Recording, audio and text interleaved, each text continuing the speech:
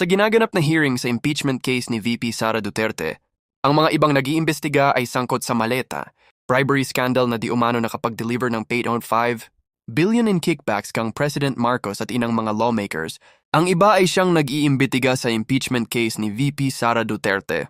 Papaano magkakaroon ng impartiality and neutrality ang isang investigasyon tungkol sa impeachment case kung ang mismong nag-iimbestiga ay dapat imbestigahan sa malawakang at napakalaking kickback payoff, corruption ng pera ng taong bayan na tinatayang pinakamalaking kickback, 805 billions, na pera ng taong bayan. Anong kredibilidad ang mga nag-iimbestiga ng mga mambabatas na sila mimo ay sangkot sa katiwalian sa gobyerno? Para saan ba talaga ang impeachment case ni Sara Duterte?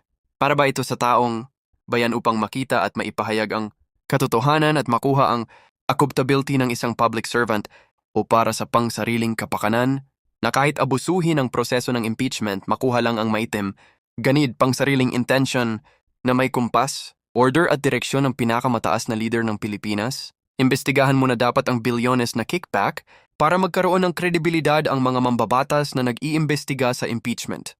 She who comes to court must come with a clean hand. Kaya nga ang taong bayan ay nagdududa, it is all about political harassment and persecution dahil takot na kung mananalo si Sara Duterte sa pagkapangulo, itong mga mambabatas na sangkot sa bilyones na nakawan ay diretso sa kulungan at muli kung uulitin, yung mga contractor na nagsiwalat sa maanomaliang P1.7 trillion flood control scandal, Ghost Project at Substand and Infra Project, tinaya ang buhay para sabihin ang mga sangkot sa korupsyon ng mga government official, cabinet secretaries at mga congressman at senador ay siyang nakasuhan sa nakabilanggo.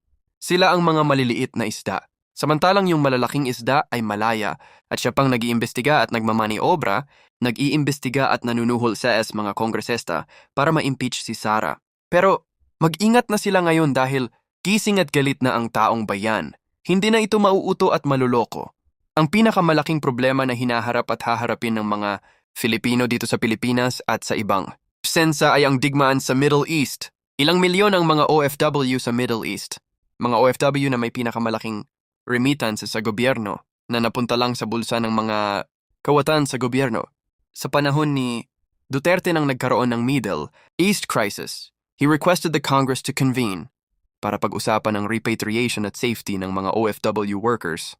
Pero sa gobyerno ni Marcos, pinili pa ni Mr. Marcos na maging newscaster, giving updates sa situation sa Middle East na mali naman ang kanyang pahayag sa una mawala daw casualty, but in a few hours, may namatay na. Pilipinas sa Tel Aviv, Israel. Napaghandaan na ba ng gobyerno ang mga shelter, safe houses, repatriation sa gustong umuwi sa Pilipinas? Saan sila tatago sa matinding bombing? Ano ang sasakyan nila kung immediately dapat silang umuwi ng Pilipinas? At ang nababadya na pinakamalaking problema sa Pilipinas, ang kakulangan at kawalan ng crude oil. Ang bansa natin ay walang source ng oil. Ni-import natin ito sa Middle East. Sa mga araw na darating sigurado akong tataas ang presyo ng crudo o baka walang supply or source ng crudo. Papaano nang ang ekonomiya ng naghihingalong Pilipinas? Paano na ang food security? Tandaan ang food security is a matter of national security. Tayo ay nabubuhay sa langis. Langis na galing sa ibang bansa. Pag tumaas ang presyo nito, lahat ng bilihin ay tataas. Ngayon pa na walang trabaho, mahirap abig ekonomiya, bagsak ang piso. Asa tayo sa ayuda? Ubus na nga ang pera dahil ninakaw na ng mga buwaya. Kahit na ilihis o linlangin ang taong bayan sa totoong problema sa pamamagitan ng pag-imbestiga sa impeachment case ni Sara Duterte, hinahabol at sumasambat pa rin ang nakakapangingilabot na totoong problema ng Pilipinas. Ipanalangin natin ang ating mga kababayan na OFW sa Middle East. Ipanalangin natin na hindi tumagal ang digmaan sa Middle East. Ipanalangin natin na hindi na sumali ang China at Russia. Ipanalangin natin na magkaroon ng katinuan ng isip si M.R. Marcos at ang kanyang mga kaalyadong mga mambabatas at mga opialis sa gobyerno. At hindi sana humatong na dito sa ating bansa magkakaroon ng digmaan na sibil dahil sa gutom, galit at paghihirap ng mamamayang Pilipino.